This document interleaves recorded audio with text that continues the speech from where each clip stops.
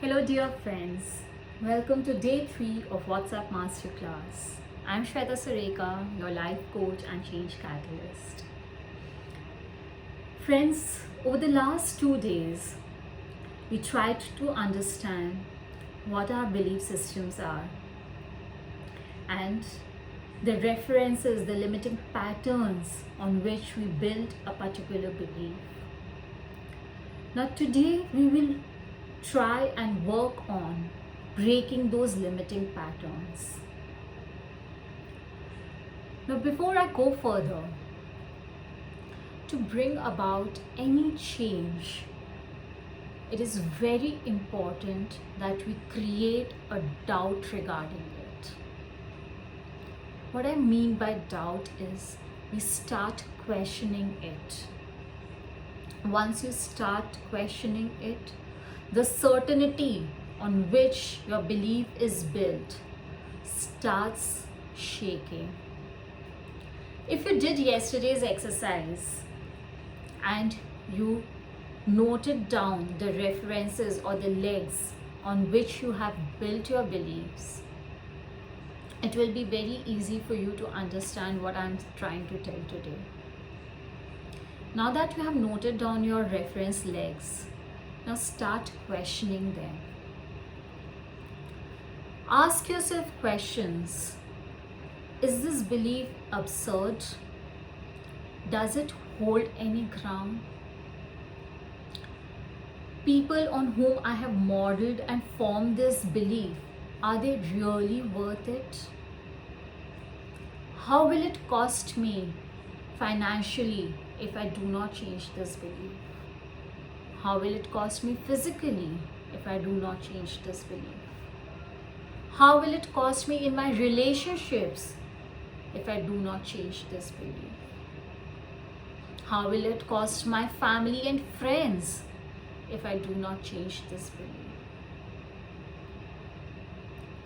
What will happen is, once you start asking yourself these questions, you will create a doubt and uncertainty will be created, and you will start relating massive pain to your belief. Only when you start relating pain to anything, you start bringing in change. Otherwise, you are comfortably settled in your comfort zone until and unless you relate a pain to it, how it is costing you in your present and how will it cost you in your future as well. You will not get up and take action. So create a doubt and associate pain with it. The moment you link massive pain with it, there is no doubt that you will change. I can give you numerous examples of different habits that once you start relating pain to it, when you start associating pain with that habit, which is holding you back, which is not serving you any purpose, you will start bringing in change.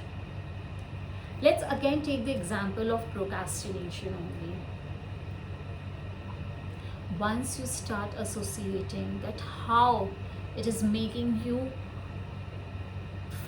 your efficiency fall, how it is leading you to massive stress, how you are getting irritable and you are taking out all your frustration on your family members, your partner, your children, because now at the end moment you are doing certain activity and it is hampering your relationship with them. How you are suffering at your workplace, your boss is not happy with your work because at the end moment you cannot give in your 100%, and this is hampering your growth, your progress. You know you are capable but still you are stuck at a certain level only. Once that pain becomes too much to bear, because you are not growing financially, you are not being able to lead the life of your dreams, because you are not being able to earn as much as you want to. So once that pain becomes massive, there is no doubt that you will want to move from pain to pleasure, and you will bring in a change. So the first thing which we need to do is, in order to bring about the change, is create a doubt by start questioning that are the legs, are the references on which I have built my belief, are they even valid? Do they hold any ground? Most of the cases you will have an antithesis for the references which you have built. So what if people say that I can't drive a car because I'm a woman? There are hundreds and thousands of women who are driving cars all across the world. So what if I banged the car once? There have been numerous occasions where I have failed in the first attempt, but then I have succeeded. So it can again be with driving as well. You have to find an antithesis, create a doubt. Secondly, link pain to it. A massive, massive pain. That's what will propel you to take action. But this is not enough, friends.